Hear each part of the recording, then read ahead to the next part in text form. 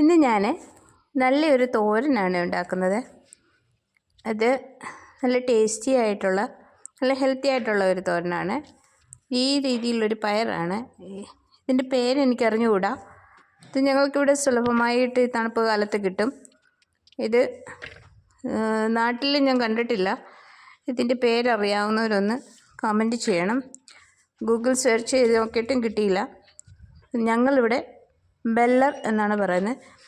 ഇത് വളരെ ടേസ്റ്റി ആയിട്ടൊന്നാണ്. ഈ പയറിത് വളരെ മൂത്ത് പോയ ഒരു പയറാണ്. അതുകൊണ്ട് ഞാനിതിവിടെ അരി മാത്രമാണ് എടുക്കുന്നത്. പിന്നെ ഇടയ്ക്ക് എളുപ്പമായിട്ടുള്ളത് കിട്ടുമ്പം അതും അരിഞ്ഞ് ചേർക്കുന്നുണ്ട്. ഇതുപോലെ ഞാനിതിവിടെ പൊളിച്ചെടുക്കുന്നുണ്ട്. വളരെ മൂത്ത് പോയ പയർ ഇതുപോലെ പർപ്പിൾ കളറിലും പിന്നെ എളുപ്പം പയർ വെള്ള കളറിലുമാണ് കാണുന്നത്. ഇതൊരു സൈസിലെ പയർ തന്നെയാണ്, രണ്ട് സൈസിലെ അല്ല. ഇതിൻ്റെ പല ടൈപ്പിലുള്ള പയറുണ്ട്. പർപ്പിൾ കളറിൻ്റെ പയർ കിട്ടും. ഈ പയറുമണി പോലത്തെ തന്നെ പയറും കിട്ടും. ഇത് നല്ല ടേസ്റ്റായിട്ടൊന്നാണ് ഉള്ളതൊന്നാണ്. തണുപ്പ് കാലത്ത് കൂടുതലായിട്ടുണ്ടാകുന്ന ഇത്. ഇനി ഇതെങ്ങനെയാണ് ഉണ്ടാക്കുന്നത് നോക്കാം. ഞാനിത് മൊത്തം ഇവിടെ പൊളിച്ചെടുത്ത് അതൊന്ന് കഴുകിയതിന് ശേഷം ഒന്ന് ചെറുതായി അരിഞ്ഞെടുക്കണം. ഇതുപോലെ എളുപ്പമായതുള്ളത് നമുക്ക് ഇതുപോലെ തന്നെ അരിഞ്ഞെടുക്കാം. പയറരിയുന്ന പോലെ തന്നെ അരിഞ്ഞെടുക്കാം. പിന്നെ ഇതിൻ്റെ പുറത്തെ പർപ്പിൾ കളർ മണിയുടെ അത് വളരെ മൂത്ത് പോയതാണ്. അതിൻ്റെ പുറത്തെ തൊലി വേണമെങ്കിലും എടുത്ത് കളഞ്ഞിട്ട് അരിയാം. അത് കുറച്ച് സമയമെടുക്കും. ഞാനിതുപോലെ ഇതെല്ലാം ഒന്ന് പൊളിച്ചെടുത്തിട്ടുണ്ട്. ഇനി ഇത് നല്ലവണ്ണം ഒന്ന് കഴുകിയതിന് ശേഷം ചെറുതായി ഒന്ന് അരിഞ്ഞെടുക്കണം.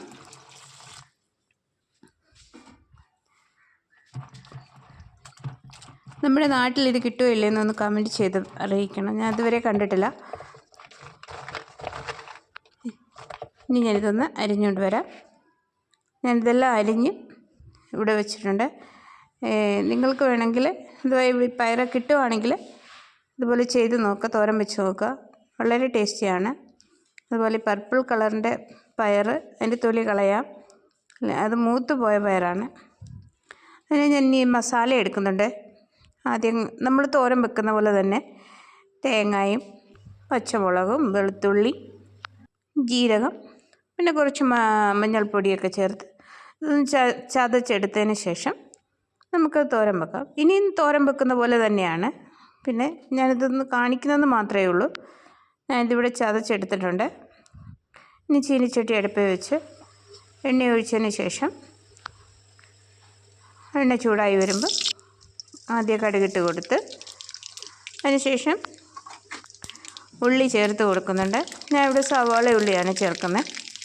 ഞങ്ങൾക്കിവിടെ ചെറിയ ഉള്ളി കിട്ടാത്തത് കൊണ്ട് സവാള ഉള്ളിയാണ് ഞാനിവിടെ എല്ലാ കറികൾക്കും ചേർക്കുന്നത്. ഞാനിവിടെ ചേർത്ത് കൊടുത്ത് ഇതധികം മൂത്ത് പോകേണ്ട ആവശ്യമില്ല. തോരനായതുകൊണ്ട് ഇളക്കിയതിന് ശേഷം കുറച്ച് കറിവേപ്പില കൂടെ ചേർത്ത് കൊടുത്ത് അതുകൂടെ ഒന്ന് വഴന്ന് വരുമ്പം നമുക്ക് അരിഞ്ഞു വെച്ചിരിക്കുന്ന പയർ കുറച്ച് ചേർത്ത് കൊടുത്ത് നല്ലവണ്ണം ഇളക്കണം. ഇതൊന്ന് വഴന്ന് വന്നിട്ടുണ്ട്. ഇനി നമുക്ക് പയർ ചേർത്ത് കൊടുക്കാം. ഇത് നല്ല വേവുള്ള ഒന്നാണ്. കുറച്ച് സമയം എടുക്കും വെന്ത് കിട്ടാൻ. ഇതുപോലെ ഇതെല്ലാം കൂടെ ഒന്ന് ചേർത്ത് കൊടുത്തതിന് ശേഷം നമുക്കൊന്ന് ഇളക്കിയെടുക്കാം.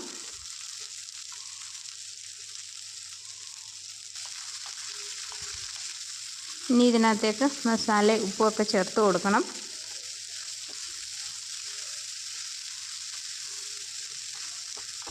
നമ്മൾ മാത്രമാണ് ഇതുപോലെ തോരൻ വെക്കുന്നത്. ഇവിടുത്തെ ആരൊന്നും ഇതുപോലെ തോരൻ വെക്കില്ല.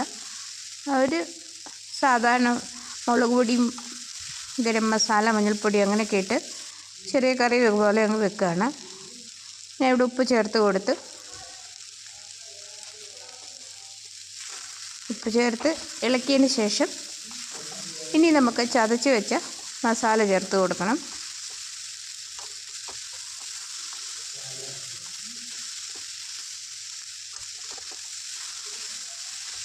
നിങ്ങൾ ഇതുപോലെ പയർ കിട്ടുവാണെങ്കിൽ വീട്ടിലുണ്ടാക്കി നോക്കുക.